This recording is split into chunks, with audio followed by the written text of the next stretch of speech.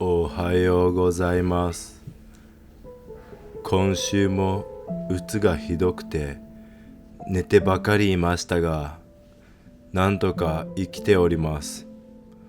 40歳無職の TK でございます。今日は結婚をテーマに話していこうと思います。YouTube を始めて3ヶ月が経ち、今週はチャンネル登録者が40人増えて合計478人となりました。チャンネル登録者数1000人まであと半分のところまで来ました。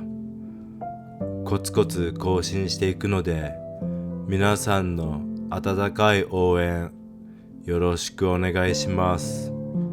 それでは今週も無職の TK を最後までごゆっくりお楽しみください。また朝が来ました。新婚生活2年目の無職の TK でございます。まず朝起きたら洗面所に向かいます。妻が足を組んで寝ているので、カフェでお茶をしている夢でも見ているのでしょうか。この狭い通路を通ると洗面所です。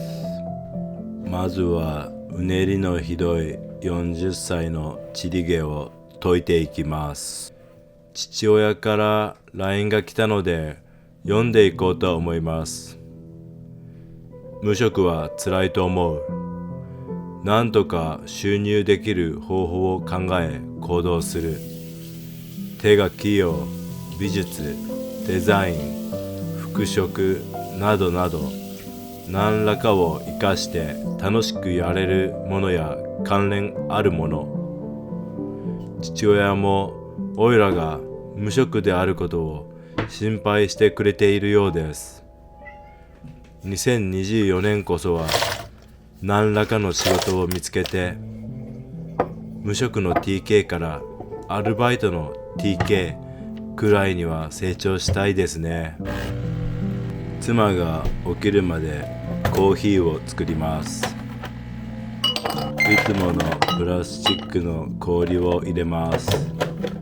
私が飲むコーヒーはネスプレッソ、妻が飲むコーヒーはドリップコーヒーなので、ドリップコーヒー用の豆を 40g ひいていきます。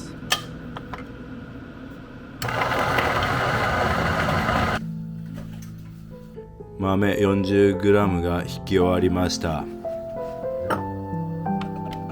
お湯を注いでいきます。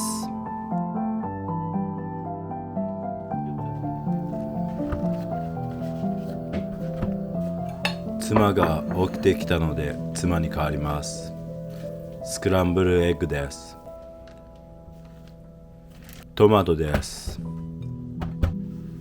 アボカドです。パンを横に添えて朝食の完成です。コーヒーとヨーグルトです。いただきます。早速 TK's からコメントをいただいたので読んでいきましょう。一番のアメリカ移住のメリットは結婚生活が遅れていることじゃないかな。普通日本だと無職で嫁さんはもらえないんじゃないかな。最近は一生独身もそんなに恥ずかしくなくなったみたいだけど、日本では無職のおっさんは結婚できないみたいです。絶望します。無職の TK も実は妻と出会う3年前まで37年間一度も彼女ができたことがありませんでした。今考えるとその方が YouTube 的には面白かったかもしれませんね。40歳独身無職のガチ動チャンネルってのもヒットしたかもしれません。37年間の独身の間、彼女が欲しいとか結婚をしなきゃいけないと焦ったことは一度もありません。ただ37歳で独身だとニューヨークということもあり、ゲイじゃないのかと疑われることはあったと思います。妻が仕事に出かけます。いってらっしゃいませ。お気をつけて。そして個人的にも40歳くらいまでには無職のオイラも結婚したいなと思うこともありました。うつを抑える薬と疲労感を減らすサプリメントを取って食器洗いを始めます。食器洗いは一応家庭内の労働となるので、ボンボンの監視がつきます。ボンボンも隅々まできちんと汚れが落ちているか細かくチェックしてきます。地獄です。前回もこの部分でやり直しを食らいました。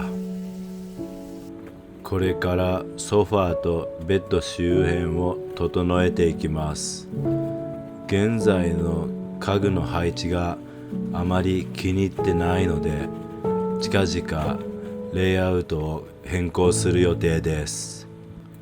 19歳で長崎の実家を出てからの間は、ただ映画を見たりネットしたりゲームをしたり楽しいと思うことを一人でやって家に引きこもっていたら、あっという間に37年間彼女のいない独身生活を謳歌しておりました。そんなオイラがなぜ無職で8つ年下の妻と結婚できたのか。それはやはり運命の出会いとオイラから溢れ出る魅力があったからでしょう。アメリカに移住して妻と出会えてよかったです。ウェルトレルなクソジジイ。 YouTube の続きを見るためにソファーに移動します。これから1時間の休憩時間です。引きこもり生活が長いと猫たちもオイラと同じように引きこもり生活をしているんだなぁと気づかされます。オイラみたいにはなってほしくないので、猫たちにはできるだけ遊んであげて体を動かしてもらうようにしています。ボンボンも時々は体を動かした方が健康にいいです。これから自分の YouTube を作るところですが、別の YouTube チャンネルの派遣社員の Vlog を見ていてとても勉強になるので見入ってしまいました。それでは次のコメントを読んでみましょう。今日初めて拝見しました。パートナーと出会えたんだから、それだけでも祖国を出た価値があるんじゃないですかね。日本国内には本当に孤独な中年男性が蔓延しています。そうなんですね。調べてみると、日本では生涯結婚しない子供部屋おじさんが急増中。2035年には生涯未婚率は男性 30%、女性 20%。どう頑張っても結婚できないおじさん余り430万人。20年後にはなんと人口の約半分が独身者。これからの日本社会では生涯独身者が増えていくのだから、もし結婚するチャンスがある人はした方がいいと思う。あと婚活パーティーとかに参加するくらいなら思い切ってアメリカ移住とかした方がパートナーを見つける近道だと思います。ちなみにオイラの妹はオイラと真逆で東京でバリキャリをしているが未だに独身。シャワーを浴びて妻の帰りを待ちます。データによると男性は年収が低いほど未婚率が上がるのに対して女性は年収が高くなるほど未婚率が上がるそうだ。妻が帰ってきました。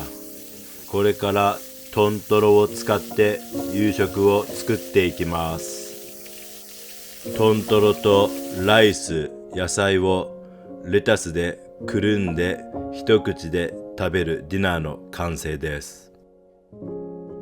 まずレタスにご飯をのせます。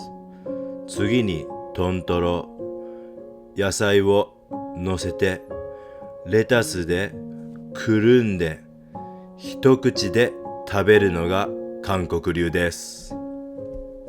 食後のデザートは妻が作ったマグノリア風バナナプディングです。夕食後、妻がベーキングを始めました。生地を作っています。ソーセージパンのようですね。美味しそうです。結婚っていいですね。今日も一日お疲れ様でした。ここまでご覧いただきました皆様、本日もご視聴ありがとうございました。もし Vlog が気に入っていただけたらグッドボタンよろしくお願いします。無職の TK、 絶望の瞬間見逃し防止のためにもチャンネル登録よろしくお願いします。 Vlog に対するコメントをしてもらえると嬉しいです。すべて返信します。それではまた来週金曜日の夜7時にお会いしましょう。おやすみなさい。